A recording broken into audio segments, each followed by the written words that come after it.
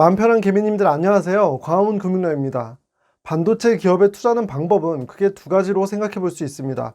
우선 첫 번째는 삼성전자나 SK 하이닉스 같은 우량 개별 기업에 투자하는 거고요. 그리고 두 번째는 반도체 지수를 추종하는 ETF에 투자를 하는 것입니다. 그래서 오늘 영상에서는 개별 기업 투자와 ETF 투자 어떤 기준으로 선택해야 하는지 알아볼 거고요. 그리고 난 다음에 국내 반도체 기업에 투자하는 ETF 3종의 차이점과 그 선택 기준을 알아보는 시간을 갖도록 하겠습니다.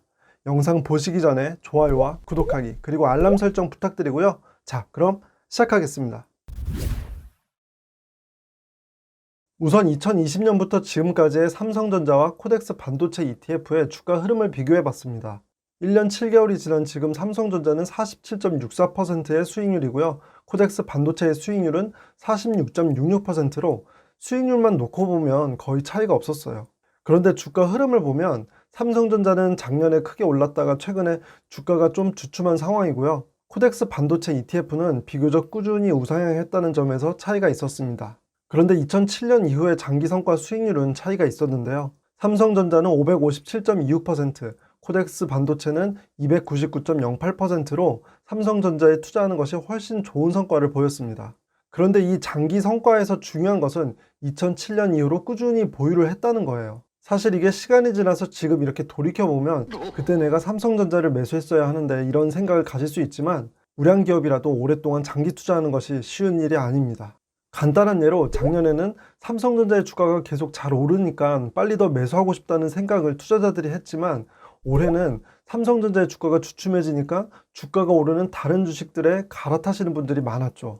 아무리 우량 기업이라고 하더라도 주가가 오르기만 하는 주식은 없기 때문에 이런 유혹을 견뎌야 했던 거예요. 개별 주식은 ETF보다 등락이 크기 때문에 상대적으로 큰 주가 하락을 견뎌내야 결국 좋은 성과를 거둘 수 있다는 것을 의미합니다. 따라서 이런 우량 개별 주식에 장기간 투자를 하기 위해선 단기 하락을 매수 기회라고 생각하고 추가 매수할 수 있어야 하고요. 이를 위해선 꾸준히 우상향할 것을 확신할 수 있을 만큼 개별 기업에 대해 열심히 공부하셔야 합니다.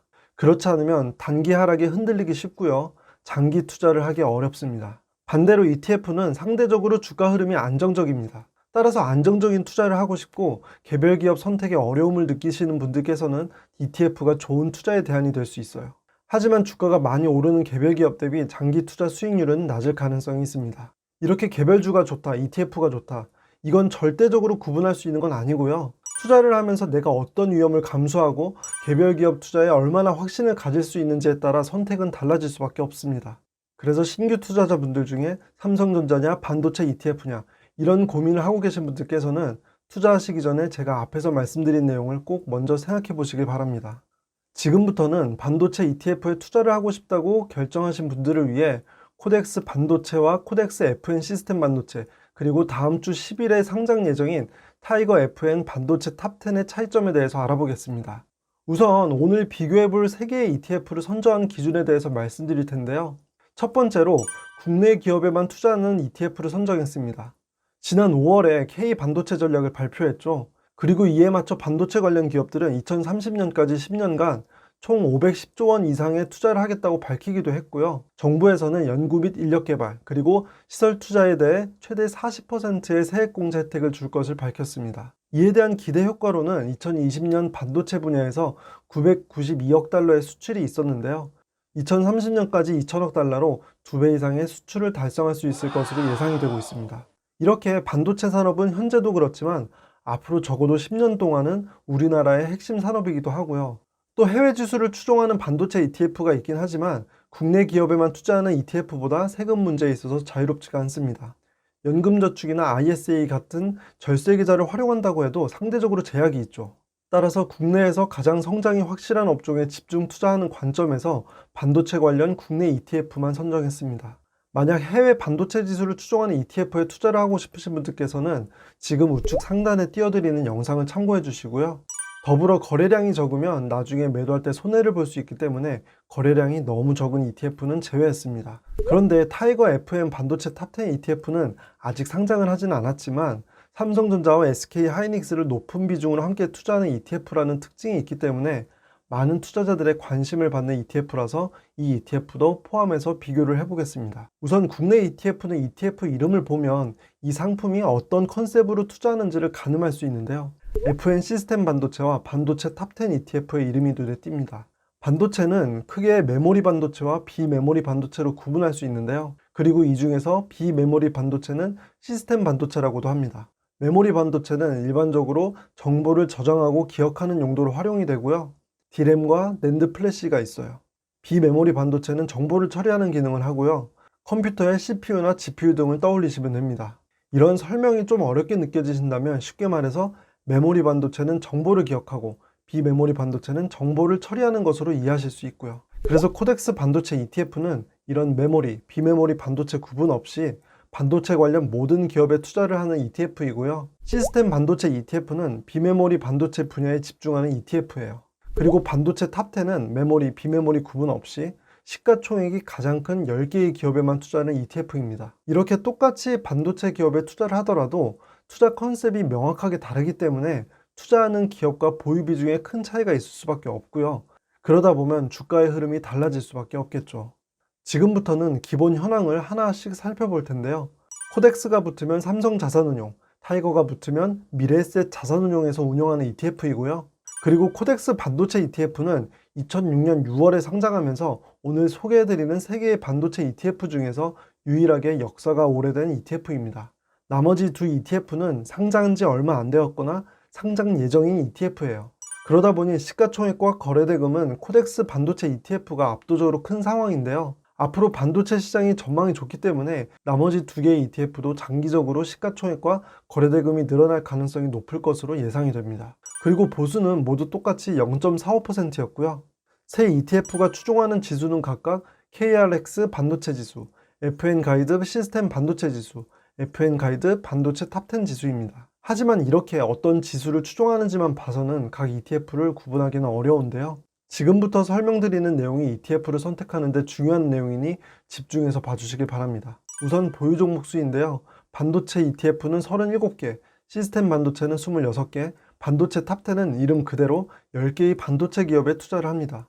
그리고 보유 비중 상위 10개의 기업에 투자하는 비중을 보면 코덱스 반도체는 60.09%, 시스템 반도체는 74.72%, 반도체 탑10은 100%인데요. 일반적으로 보유 종목의 수가 많을수록 주가 변동의 편차가 적고요.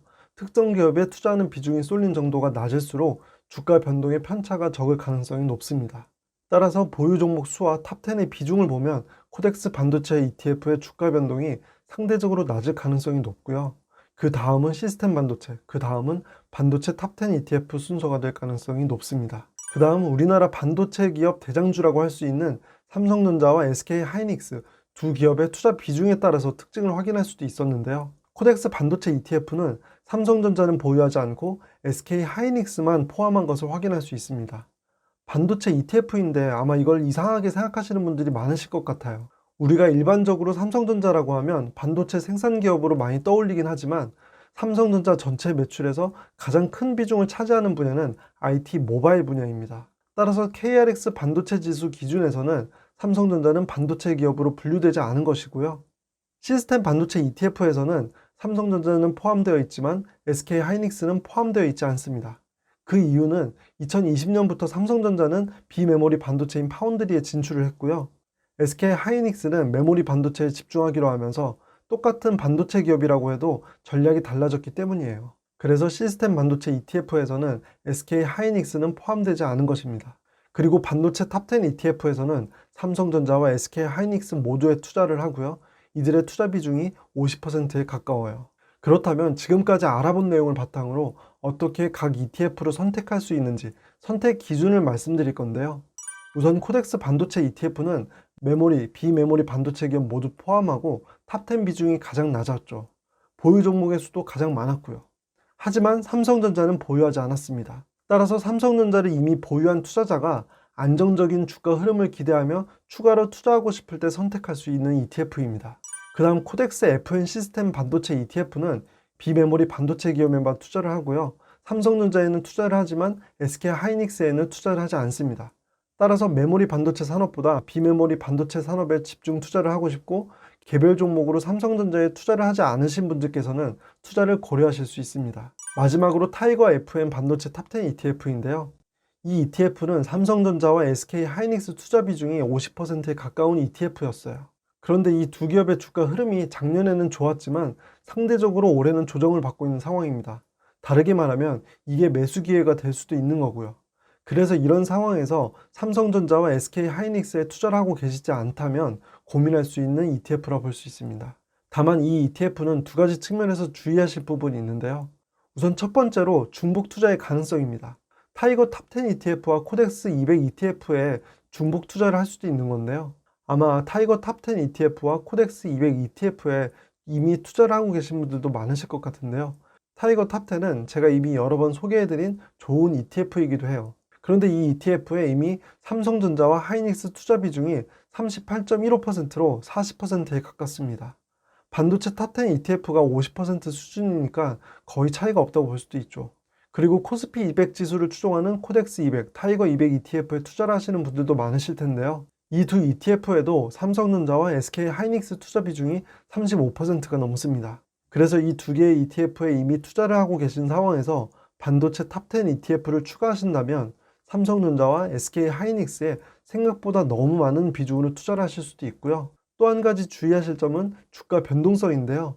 시가총액 기준으로 상위 10개의 기업에만 투자를 하는 것이 장점이 될 수 있지만 반대로 주가의 변동성이 커지는 단점이 있기 때문에 ETF에 투자를 하는 의미가 희석될 수도 있다는 점, 이 부분도 염두에 두시고 투자를 하실 수 있으면 좋겠습니다. 오늘 영상이 마음 편한 개미님들의 선택에 도움이 되었길 바랍니다. 저는 제 영상이 마음 편한 개미님들께 행운을 가져다 드릴 수 있길 바라고요.